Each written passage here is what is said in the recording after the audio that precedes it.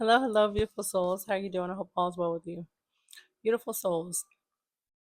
A lot of us, maybe not all of us, but a lot of us were raised in extremely toxic family dynamics. Okay, I told you guys every now and then I'm still going to pop out with the toxic family dysfunction of chosen ones because, in my personal opinion, I feel like this is where it all started from. Imagine if you came from an extremely loving and supportive family who truly just wanted the best for you, who wanted to see you win.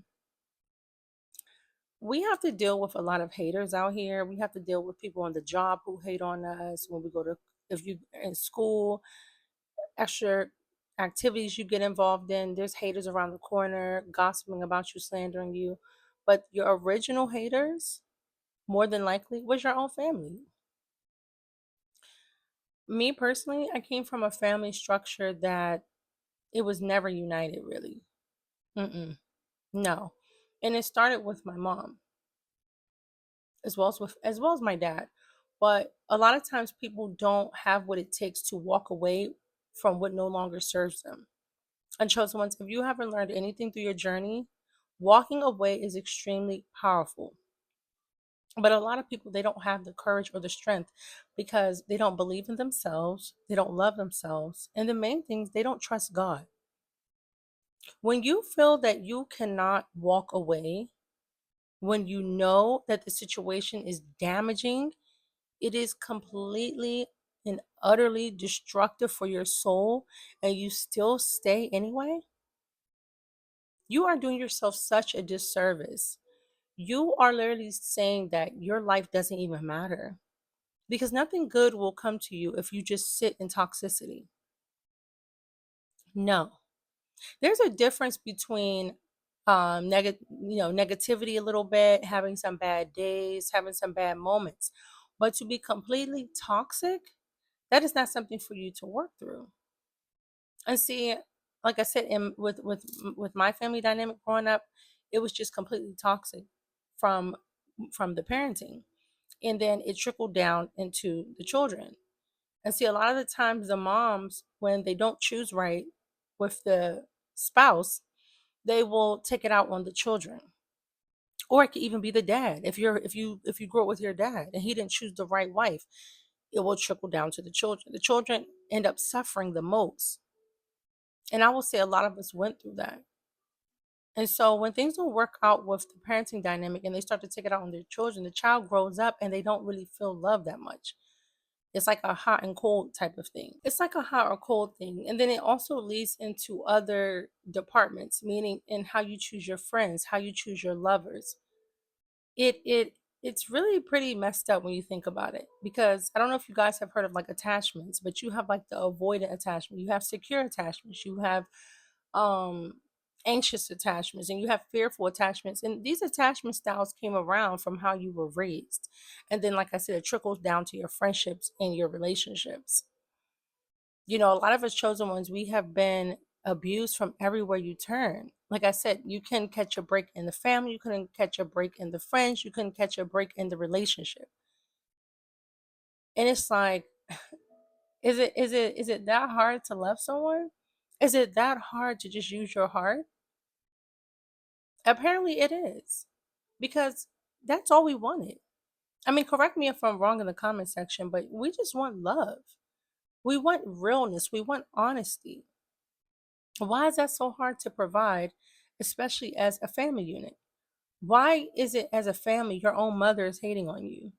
Your own sister, brother, cousin, aunt, uncle, grandfather, they're hating on you. They don't want to show up for you. There is no support. They don't call. And if they call, it's just like some dry, bland conversation. They don't really care. They could follow you online. They could be on your social medias, never show you support, never like anything, never repost nothing from you. But they'll be quick to show up and repost a random celebrity or someone that they don't even know, but can't even show up for their own flesh and blood. Your best friend, all these other people claim to like you, never want to support you. And then when you bring it up, it's like you're crazy, or you're being pressed, or you're making something up, or you're never satisfied. They try to put it back on you because they don't want to take accountability. And it's just sickening to me. Like, honestly, if you come from a loving, supportive family, baby, you are so blessed. Okay, I'm telling you right now, you are blessed beyond measure. And I mean, even if you didn't, you're blessed. But I'm saying it's a different type of blessing when your whole family just loves on you. And not just like out of obligation because you are their child or their son, but because they truly want to do it from their heart. And you can tell the difference. I grew up around a lot of jealousy and hate. And I didn't even realize why. And it caused me to dim my light for so long. I didn't really find myself until I got into my 30s. Seriously. And I mean, some people might be like, well, that's not too sad. But for me, that's sad. I wish I could have got all this love. And, I wish I could have got all of this when I was younger. That's why you'll see certain people, they thrive early and they find their financial freedom and abundance early because of their support system. But chosen ones, there's no need to feel pity or slide down the wall because, baby, we do have the best support system in the world, and that's God. I didn't really realize how important my relationship with God was when I was in my teens, when I was in my early 20s. I was on my way, but I didn't really understand it as much as I do now. I wish I had the strength and the confidence that I do now back in my teens, back in my 20s, but I know that God, everything happens for a reason. No matter how much I wish upon a star, it happens for a reason. Same thing for you, chosen. Your family, they're going to regret how they treated you. And the thing is, they don't like that you are bold enough to stand ground and say, hey, why is it as a family we don't do more close things? Why is it we only come together when it's a funeral, when someone passed away, or for Thanksgiving or Christmas? Why is it not like a regular thing for us to have normal meetups, check in, call, and actually be there, not just out of gossip? A lot of times, family members, they just gossip about one another. Why is that cool with you? Why is it cool to gossip about your sisters and your brothers and your mother? And like, why does that excite you? That is demonic. That is evil to sit there and just continuously talk crap about your own family member and think that that is cool. And see, when you expose it and now it's your turn to put them on blast, then it's like, well, how dare you? And you're going to tell the whole world about your mother. You're going to tell the whole world about your sisters and your brothers and your cousins. Oh, well, it's the truth. At least it's not behind your back.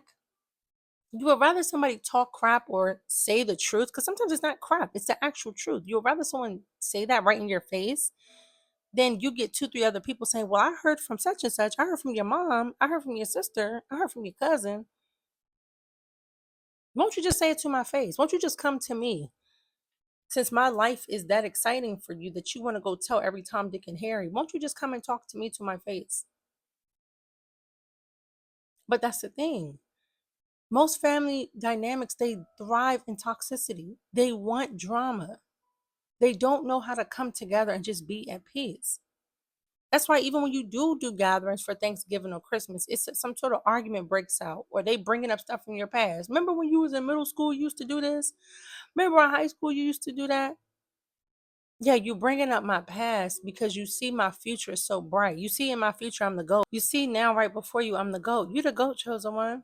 They see it. They see how you've matured and you've grown into your looks. And I'm going to do a video on that too. When you are beautiful, especially physically, which I know this is a blessing from God, your family members are really going to hate you.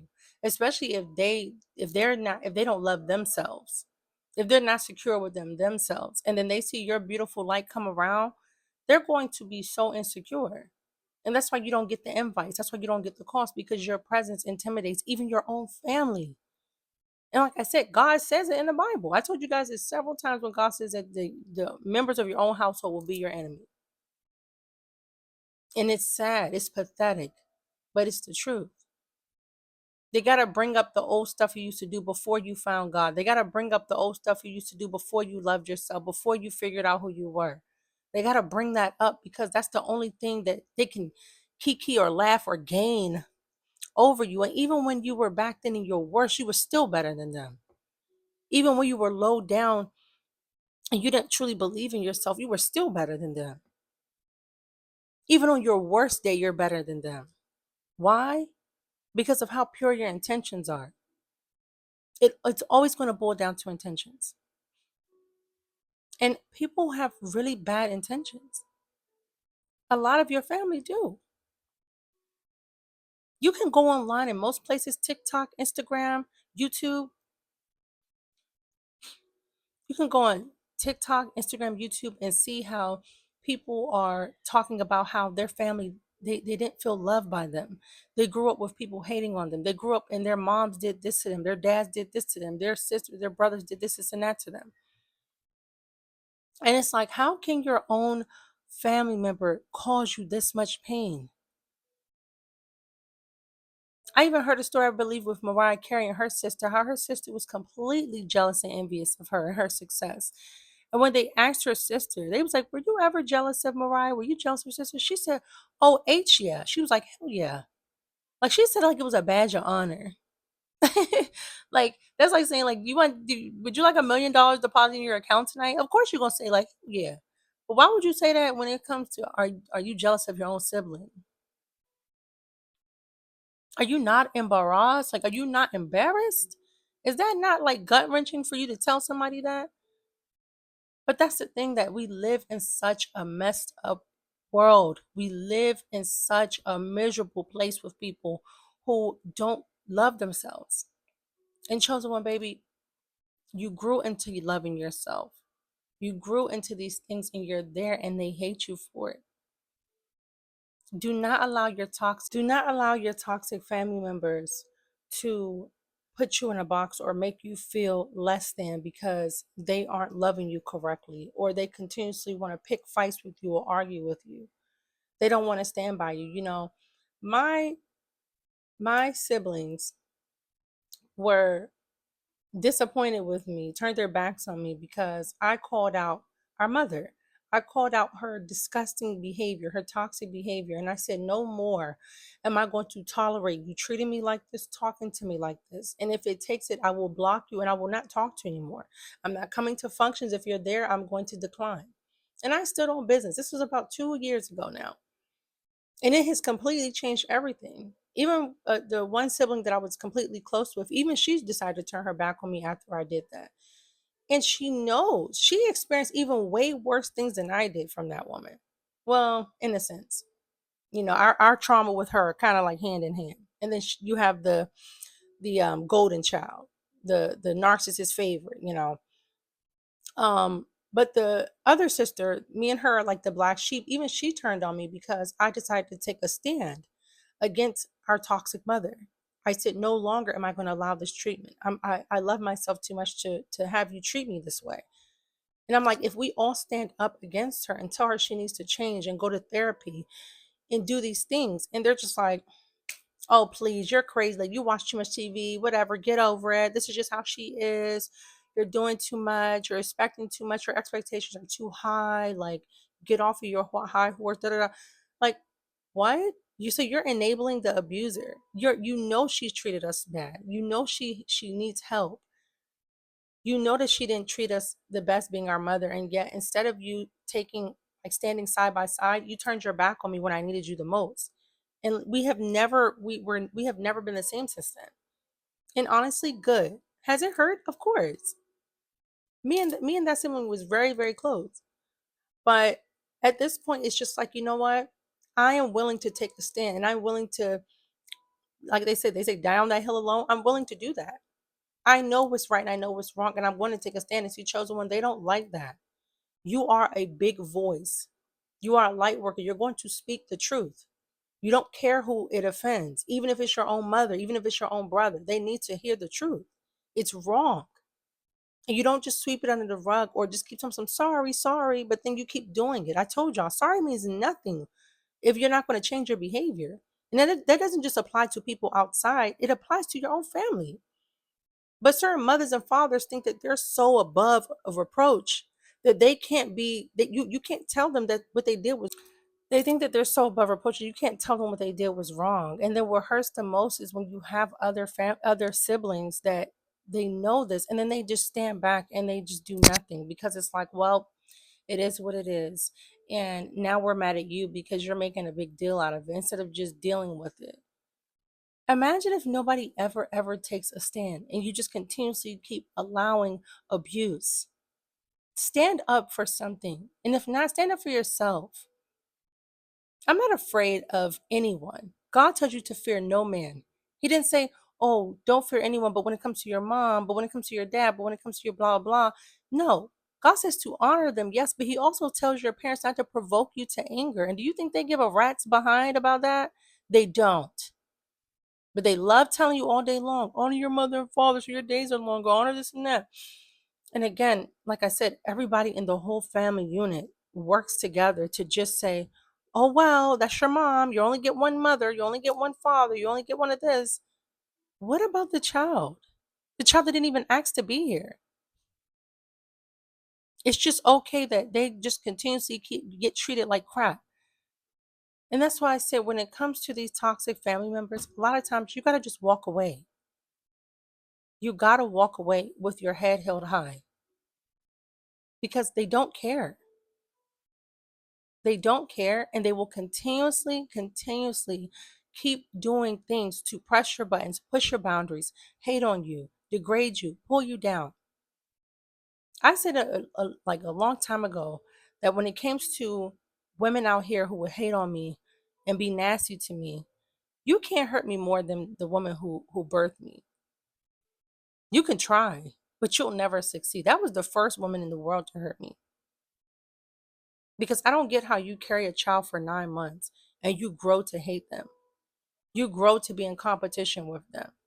Or even if it's a dad, you see that baby and you're treating that child like we're out in the street.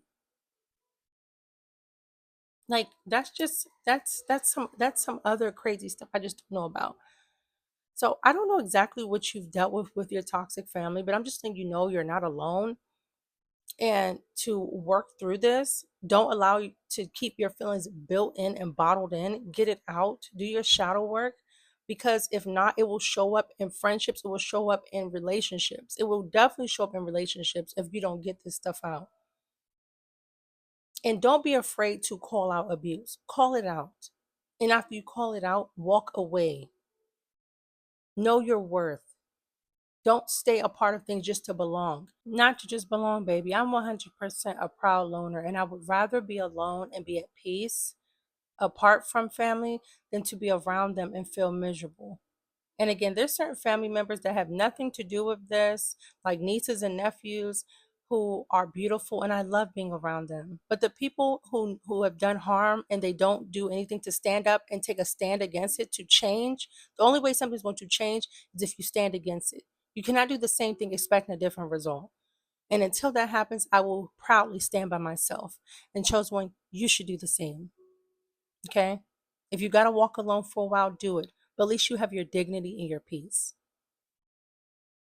And make sure when you raise your children, if you have a family, that you never, ever be anything like your abusers. Be different. That's how you break the generational curse. Because a lot of times it'll just keep passing down. You be the change. Because I know I am. I will be nothing like my mother. I will be 50 billion times better by the grace of God. And my children will feel safe around me always. And they will be respected always. Respect is a two-way street. I respect and love my children. And I know they will always love me. I'm going to go ahead and wrap this up, chosen ones. I'm getting real deep here. I'm going to go ahead and wrap this up. I love you all so much. I understand it's hard out here and it's hurtful coming from painful families, but God is with us and God is our true family. Even when everyone else forsakes you, God never will. I love you all so much. But remember, God loves your beautiful soul so much more. I'll see you tomorrow. Keep your crown adjusted.